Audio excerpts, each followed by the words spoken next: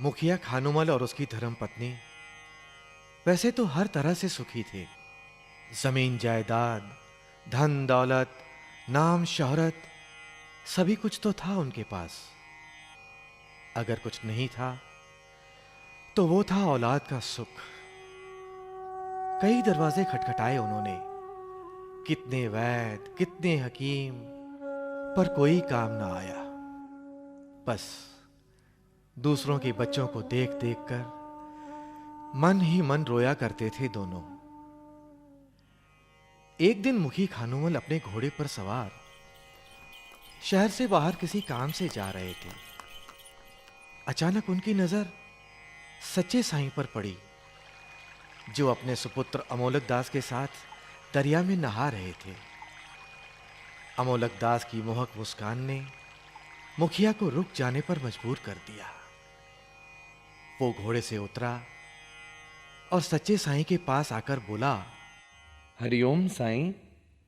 शहंशाह, मेरी कोई संतान नहीं है। अगर आप इजाजत दें तो प्यारे अमोलक दास को कुछ देर घोड़े पर घुमाने ले जाऊं और अपनी संतान न होने की तड़प मिटाऊं। दया के सागर, दुखियों के दाता सच्चे साईं उसे ना कैसे करते, उसके मन में उभरी हुई ममता को नजरअंदाज कैसे करते। उन्होंने हंसकर हामी दे दी और मुखिया अमोलक दास को घोड़े पर बिठाकर घुमाने चल पड़े।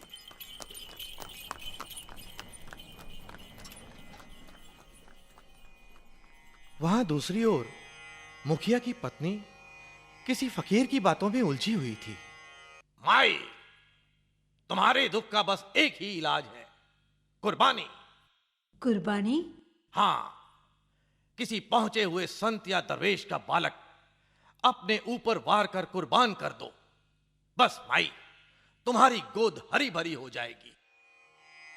इत्तेफाक की बात, जैसे ही फकीर ने घर से बाहर कदम रखा, मुखिया अमोलक दास को लेकर घर पहुंचे। अमोलक दास को देखकर माई के चेहरे पर मुस्कुराहट दौड़ गई। फकीर की बातें उसके कानों में गूंजने लगी। माई, तुम्हारे दुख और का जब बस मुखिया ने एक अपनी ही इलाज पत्नी है, को अमोलक दास के कुर्बानी। बारे में बताया तो उसे लगा हाँ। उसके मन की मुराद किसी पूरी पहुंचे हो हुए गई। संत या दरवेश का बालक उसने बिना समय गंवाए बालक को सिंदूर का तिलक माथे पर लगाया, उसे लाल कपड़े में लपेटा और बच्चे को अपने ऊपर 7 बार सीधी तरफ से और 7 बार उल्टी तरफ से फेर डाला। और 7वां उल्टा फेरा समाप्त होते ही बालक की गर्दन एक तरफ झुक गई। उसकी आत्मा जाकर परमात्मा से मिली थी और बाकी रह गया था बालक का निर्जीव शरीर। अरे, ये तुमने क्या किया? ये तो मर गया। ये तो होना ही था, वरना मेरी गोद कैसे भरती? पर मैं तो इसे कुछ देर के लिए सच्चे साईं से लेकर आया था, जीवित अवस्था में। अब मैं उन्हें क्या जवाब दूंगा?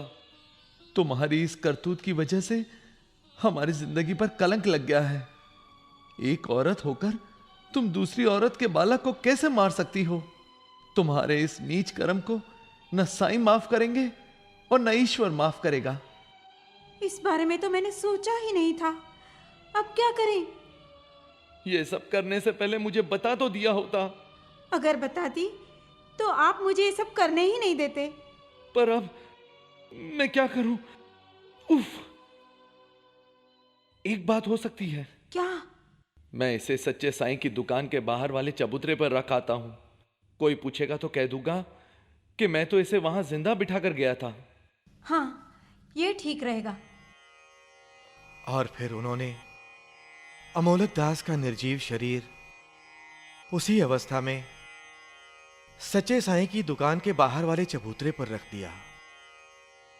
जब नगरवासियों की नजर उस पर पड़ी तो सभी दंग रह गए। अरे, ये तो सच्चे साईं के सुपुत्र अमोलक दास हैं। पर ये यहाँ कैसे?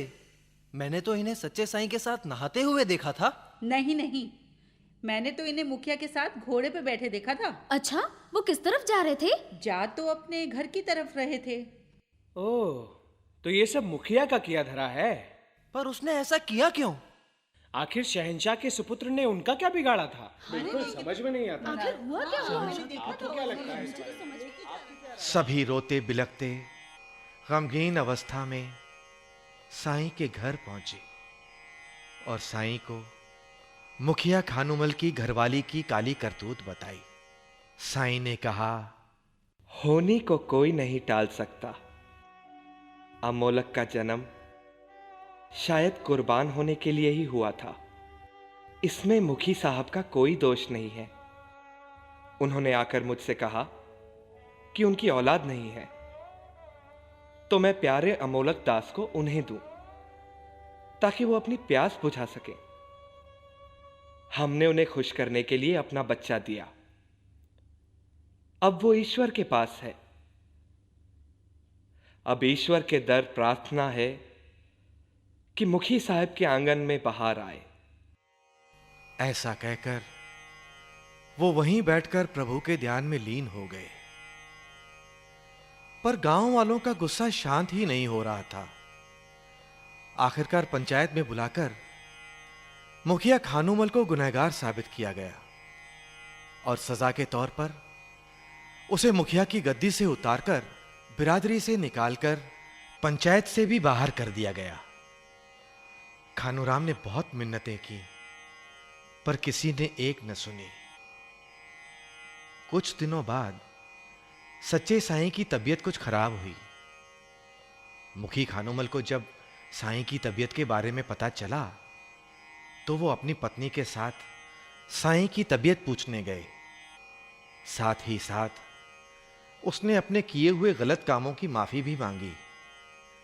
उसकी आंखों में पश्चाताप के आंसू थे और वो साईं के चरणों में गिरकर माफी मांगने लगा।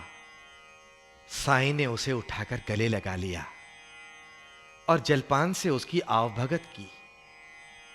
उसी वक्त पंचायत के कुछ सदस्य साईं से उनकी तबीयत पूछने वहां पहुंचे तो उन्होंने वहां देखा मुखी खानुमल भी वहां आया हुआ था। पंचायत ने साईं से विनती की कि ये तो आपके दर का गुनहगार है, आपके बच्चे अमोलक दास का कातिल है। हमने इसे पंचायत से बाहर कर दिया है, फिर ये यहां कैसे?